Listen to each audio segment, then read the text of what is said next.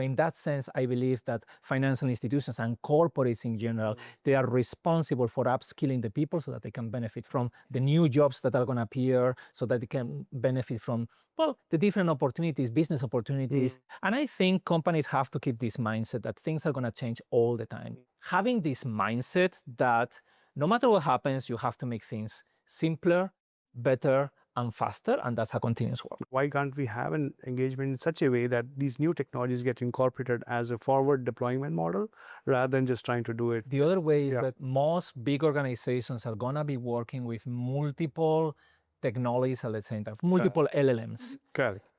So there is not going to be a big company that is only going to have this particular chatbot. Every company is going to have multiple chatbots. This one is very good for customer service. The other one is good for investigations. So you are having a portfolio of technologies, and you are always updating that portfolio of technologies. Fantastic. We're talking about agents today. So one of those capabilities is multi-agents, which is having teams of agents, and the other one will be synthetic data. So I think, of course, there will be companies that are already working on this, but I think most companies have not yet adopted it, and it will be the next stage. So multi-agents is teams of agents. Of course, the supervisor of that team is still a human. There might be agents and humans working together. And by teams of agents who are autonomous, an example will be loan applications. You might have an agent that receives the applications.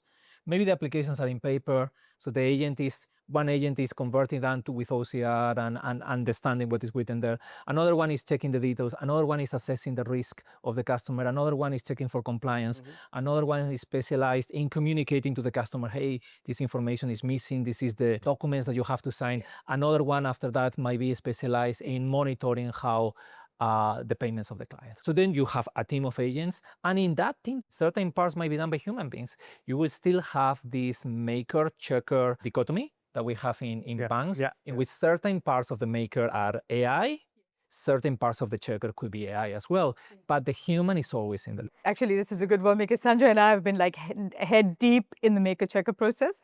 We were thinking about transaction intelligence as an anchor, and then thinking about the multiple conversations we can have with this configuration with agents. But the dichotomy that we're facing, to be honest, Pedro, is when a large organization, they look at transformation as a very systematic way of evolving.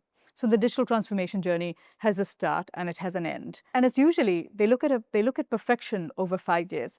What we've been sort of saying, our pitch has been, hey, don't go for perfection, something small now, and then incrementally keep adding the small pieces. Is that a realistic way of looking at it? I think that transformation is a continuous transformation. Particularly, we are talking about human transformation. Banks in this part of the world, in Indonesia, Malaysia, Singapore, they started to bet very heavily on digital transformation. Many banks already have assistance for relationship managers. It's now it comes with generative AI. You have to see it as a continuous exercise so that you keep competitive, so that you are continuing giving the best you can to your customer and to society at large, because I think big companies, particularly now in the age of AI, they have to take responsibility. They have to take responsibility for training people. They have to take responsibility for maintaining humans as the center of this change and maintaining humans in control. What are the key capabilities which can be really helpful to make ethical and responsible AI usage? So there are many aspects of ethics in AI. So one of the aspects is transparency. Implementing transparency is with traditional analytics is relatively simple. With AI, it becomes more complicated, and I think it's important to keep that.